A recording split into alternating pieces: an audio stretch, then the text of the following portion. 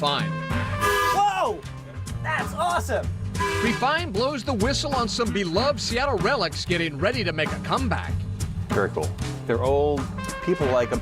Then move over sushi, we visit the new restaurant that just raised the bar on Japanese dining in the Emerald City. Today, it really took me through a journey of flavors that I hadn't experienced before. Plus, one of Hollywood's most acclaimed actresses gets spicy. You got some good casting there, lady. I got some sexy men in this with me, so you know I am not gonna be sitting around in a sewing circle. Find out what brought Alfre Woodard to town. Seattle Refined starts now.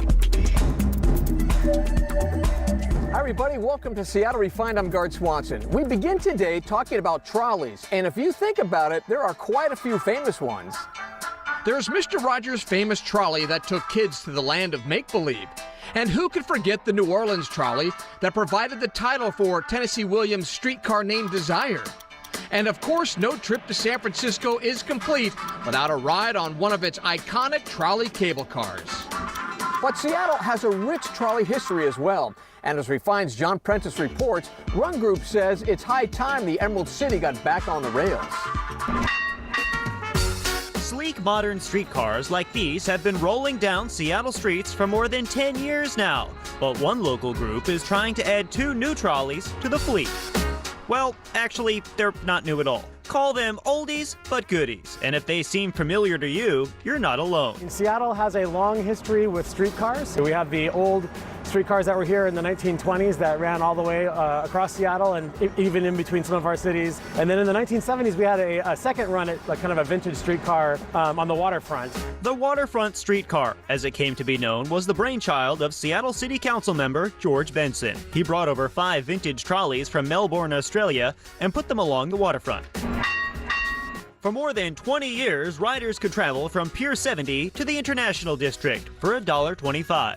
Until they couldn't. Well, they were great. I remember riding them as a kid. Don is with the Friends of the Benson Trolleys, the group trying to get these cars back on the rails. We'd like to keep these cars and see if we can make them work on the streets of Seattle. We have new streetcar tracks. Let's see if we can make this work. Tom Mendenhall from Historic Railway Restoration is one of the guys making it work and says the bodies of these trolleys are in great shape. The wheels will fit on Seattle rails, but the city's overhead wires put out too much juice for these old cars.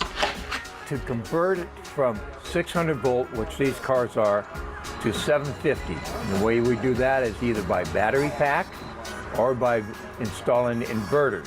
Sounds like a lot of work. Yes.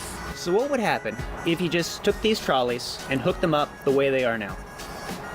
Burn up the controllers, burn up the motors. That's expensive. That's very expensive. Vince is Tom's son and co-owner of Historic Railway Restoration and has the answer to my most burning question. Does the horn work?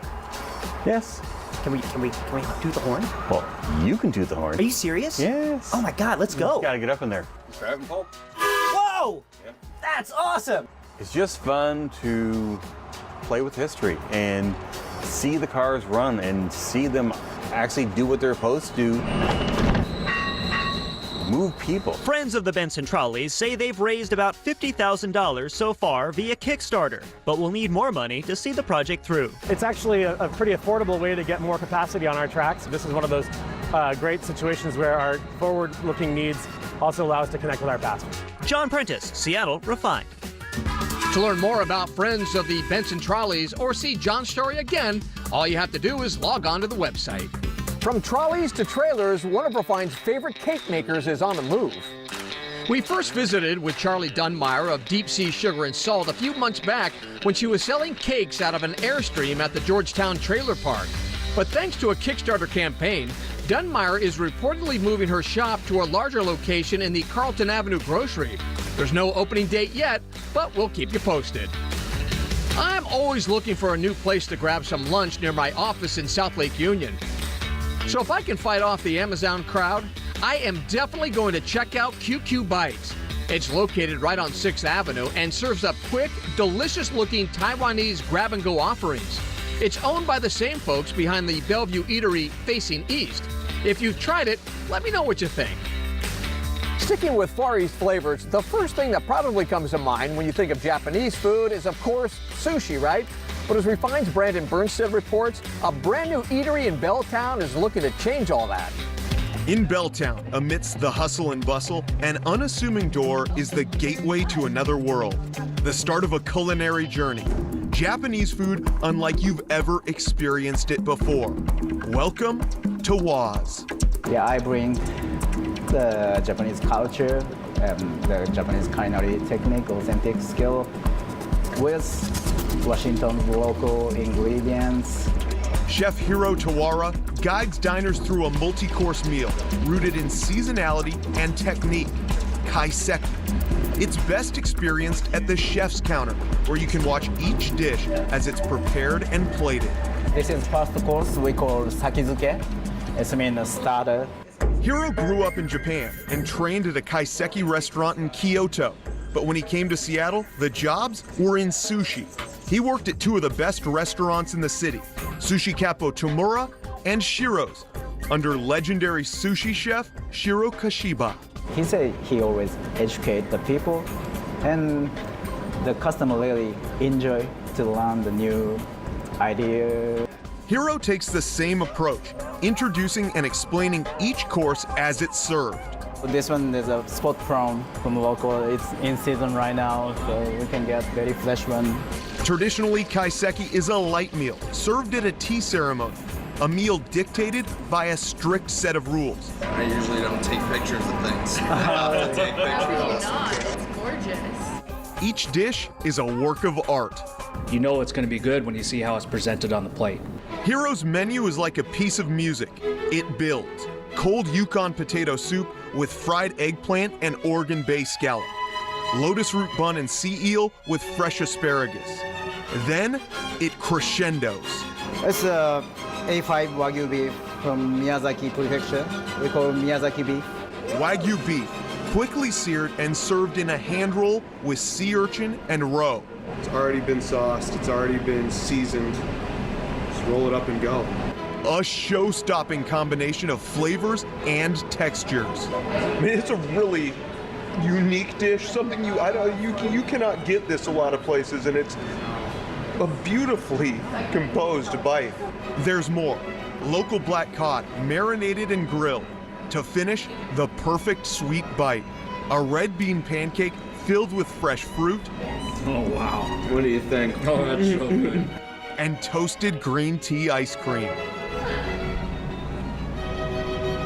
Oh, it's so good. For diners, the meal was as enlightening as it was delicious. A gateway to kaiseki dining and the depth of Japanese cuisine.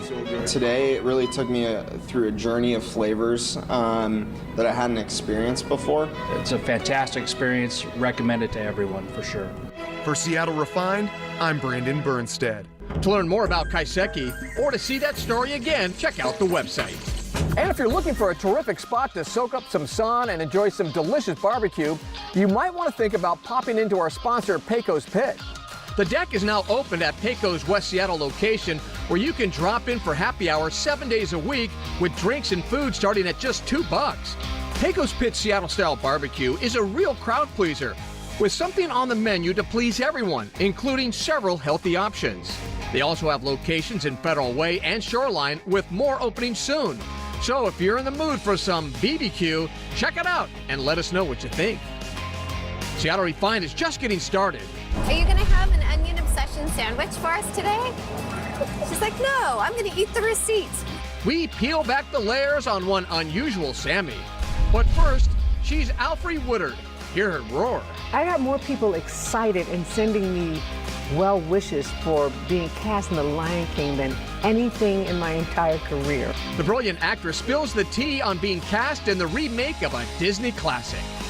All this week, watch and listen for your chance to win 2 tickets to see the American Idol live tour at the Evergreen State Fair August 28th. Every day here on Refined, we will reveal a different secret word. Once you know the mystery word, tune in to Kurt and Kareen's afternoon show on Star 101.5 and listen for your cue to call. The 10th caller with the correct word wins. Today's secret word is winner.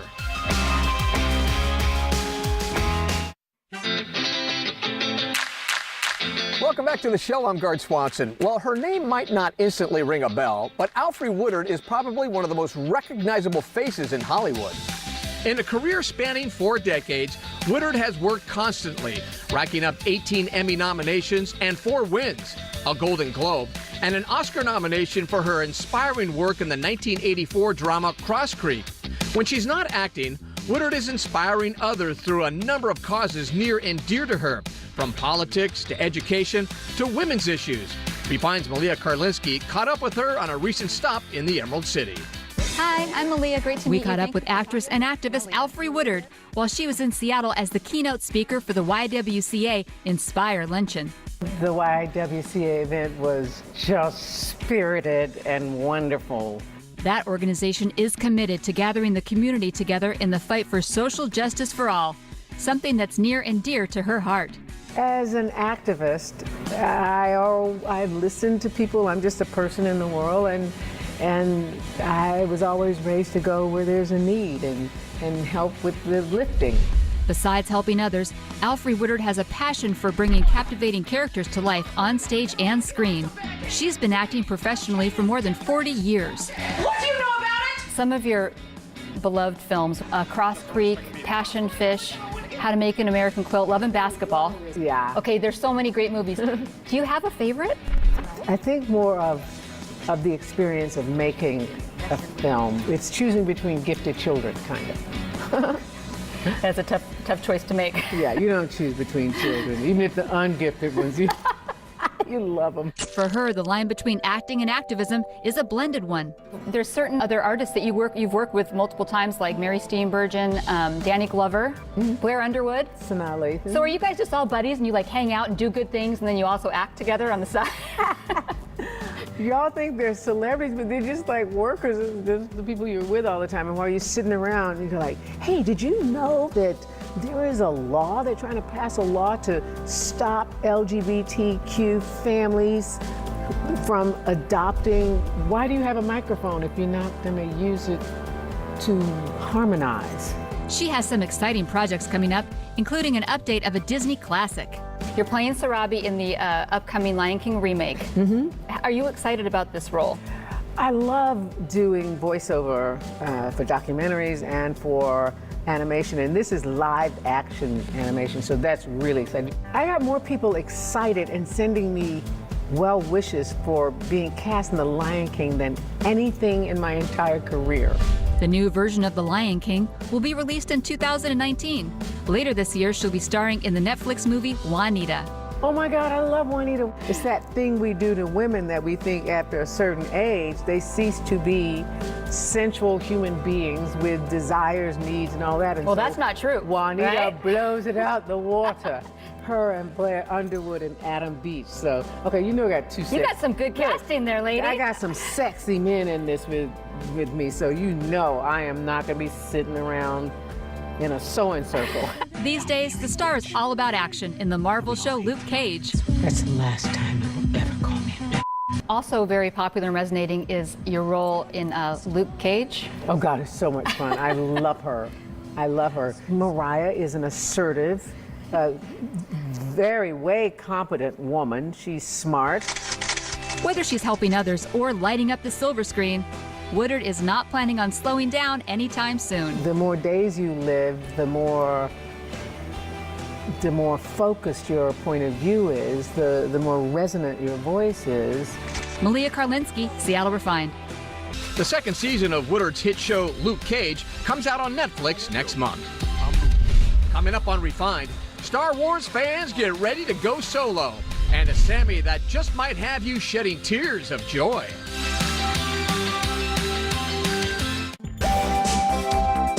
Welcome back to Refined. I'm Gard Swanson. Well, 'tis the season to get out and enjoy the sun, and there's no better way to soak up the rays and learn about different neighborhoods than a good old farmer's market. There are dozens of farmers markets to enjoy around the city this time of year, from Capitol Hill to Columbia City to Ballard and many more. You can find everything from fresh produce to arts and crafts to music and entertainment and so much more. Washington Grown's Christy Goranson has that part of the story. Well, one of the things you will for sure find at a farmer's market is an onion. I'm here at Un Bien, and it's a Caribbean-style sandwich place, very popular, and one of their most popular sandwiches is called the Onion Obsession. And basically what it is some caramelized onions. It's kind of mixed in with the tapenade, then there's some fresh cilantro and some jalapenos to give it a kick. And we want to find out what people think of this onion sandwich. So I'm going to go over here and see what they think. Do you eat onions a lot? Yes. What do you like them on? Everything. Emma, hi Emma. Are you gonna have an onion obsession sandwich for us today? She's like, no, I'm gonna eat the receipt. We should probably get napkins too. Yeah. I have a feeling it's gonna be kind of juicy. So an all onion sandwich, pretty good? Thumbs up? Very good. You don't have to have meat necessarily with a sandwich. No, I like it. Yeah, I give it a thumbs up. It's messy, but it's delicious. Look for more stories like that one from our friends at Washington Grown every Wednesday here on Refined. We'll be right back.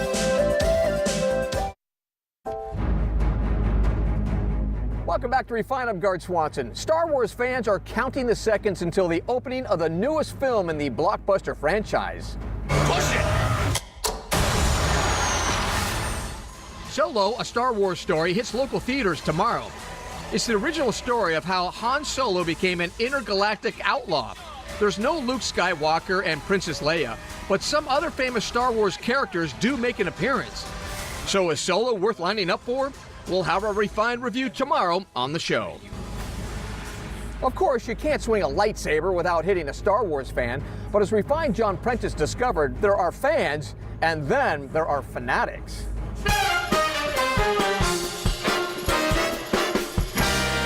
You know, as a kid, it hit me on many levels. Star Wars was just phenomenal at the time it came out. It was, you know, a film that changed the film industry forever and pop culture. Gus Lopez is a Star Wars collector extraordinaire. So these are all extreme use props, basically prop blasters, and so... Gus says his collection represents decades of hard work, tracking down the very rarest Star Wars collectibles. There's concept art, the Star Wars soundtrack, Platinum Album, the Emperor's creepy yellow contact lenses, Star Wars movie slates, an Empire Strikes Back crew jacket, worn while shooting scenes on Planet Hoth, the frame for Jabba the Hutt's tail, and Gus says his stuff is the real deal. So when you first started collecting, did you ever think you'd have all this? There's no way I ever foresaw this. It didn't happen overnight. It started actually very simply with wanting to go back and get the loose action figures I didn't get as a kid. I'd saved the ones I had when Star Wars came out, and then I went back and said, oh, I'm going to get the remaining figures, and then from there it just sort of snowballed. So this is the Death Star.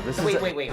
Like, the Death Star? The Death Star. Wow. The original Death Star. This is the model that Industrial Light and Magic made for the first Star Wars film. It was the only 3D model of the Death Star they made for the movie. Gus says when this model is illuminated, thousands of tiny windows light up, and every single one of them matches up perfectly with the Death Star in the movie, confirming it's the real McCoy.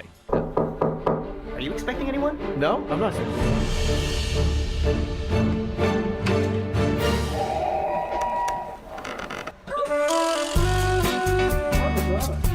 Like these guys, members of the 501 Imperial Legion. And if you feel like you've seen them before, you probably have. At the ball game, at the state fair, or at the movies. The 501st Legion is an international volunteer organization authorized by Lucasfilm to do public appearances as Star Wars villains. Matt is the leader of the 501 Washington State chapter and says even though they look like bad guys, the Legion uses its Star Wars fan power for good, raising thousands of dollars for charities like Seattle Children's Hospital, Toys for Tots, and Make-A-Wish. I have loved Star Wars since I was knee-high to a grasshopper. Be able to actually wear a biker scout outfit and delight adults and children alike is the best thing ever. I used to dress up as Vader as a kid, and then when I found out about the 501st and exactly what they did giving back to the community, I had to take part in it. Wow, you guys look authentic, but can you see out of those things? Whoa! Why do you do it? Why be a stormtrooper out of all the villains, right? And all those great personalities? Why be one of these guys? As a child, that was when I saw the movies, I was in love with the stormtroopers. Is it fun to be a bad guy? Oh, definitely. John Prentice, Seattle, Refined. All right, that's going to do it for today's show. I'm Gard Swanson. We'll see you right back here on Seattle Refined.